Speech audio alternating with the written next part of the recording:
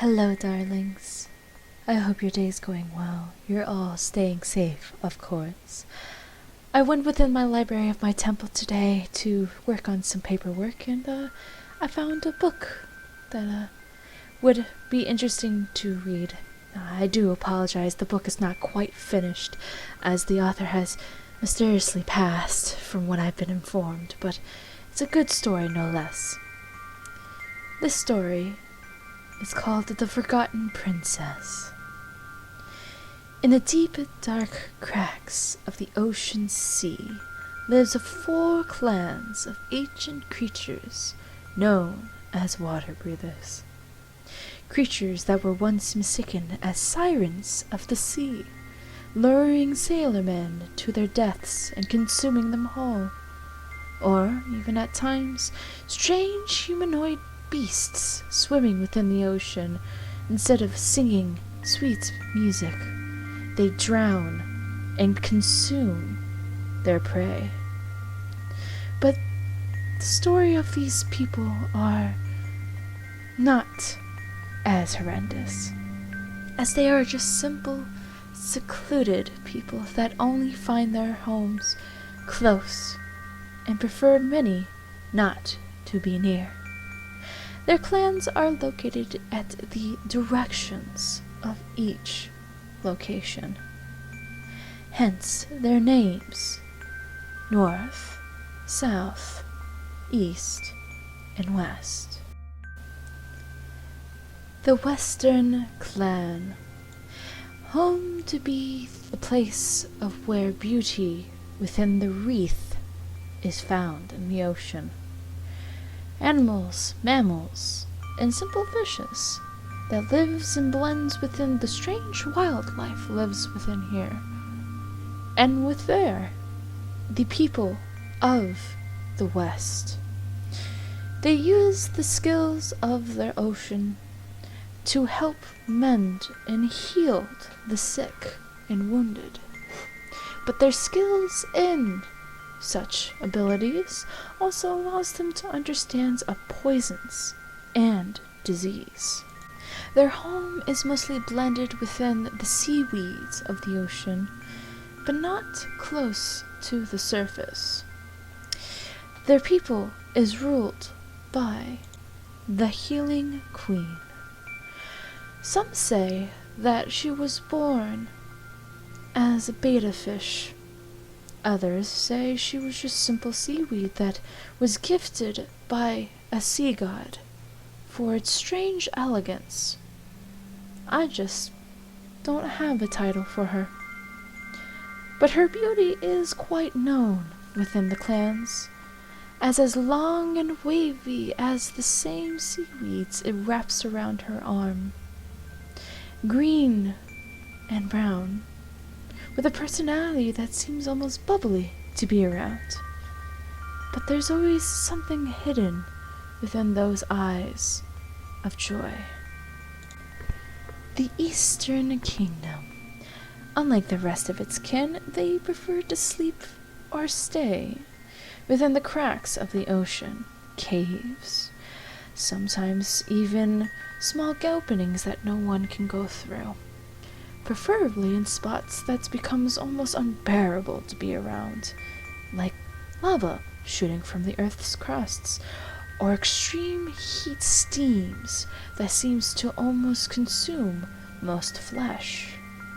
They use this abnormal heat to craft and make their armor, even at times building their own buildings, or learning to craft furniture, of course. But they don't use it in a way most people does, as they are known to be as a warrior clan and protect their home from any invaders they see who will harm their home. Their clan is controlled by the Warrior King. Well known for his skills of combat and armor making, he is known to be as a smith caster. What that means is that he can summon by the abilities of the magical tides within their home, weapons within the thought process they can do, Of course, that requires particular material and energy to craft such weapons, but it's quite easy to them, apparently.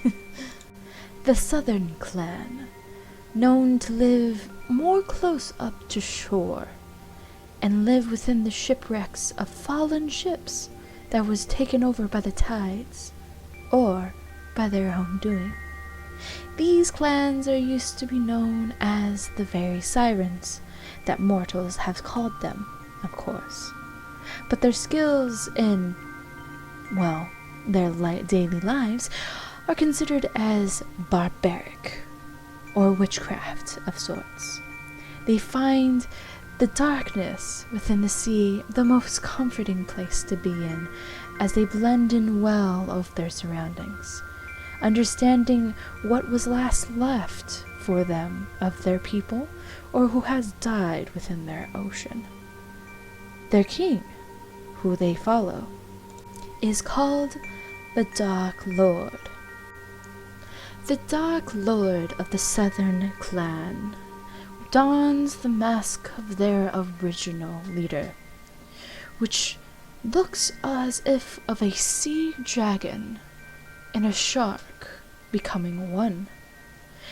His skills of understanding the dead has been well known within his clans, and well feared, for he can manipulate their very spirits to his will. And finally, the Northern Clan.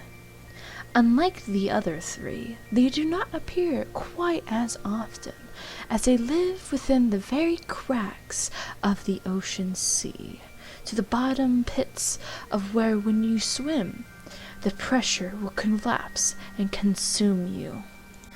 And if you somehow were able to manage to hit the very bottom of that said ocean, you would see a hint of a sparkle within the darkness, a dwindling light that seems to guide down into a much more open part of the ocean, where a kingdom of almost glass and crystal consumes the ever darkness and becoming light. These people are known to be more secluded and prefer to stay in the depths, and some say that if these creatures, these people, do hit of land, it is never good for them. I would prefer not to give descriptions of it, but I would tell you it does not end pretty. And before you ask, no, it is still not Atlantis. When I say still, it means they still exist to this day. But their home is not of the Forgotten City, as no one knows about these clans except their own, or those who were cast above the lands and become half-breeds.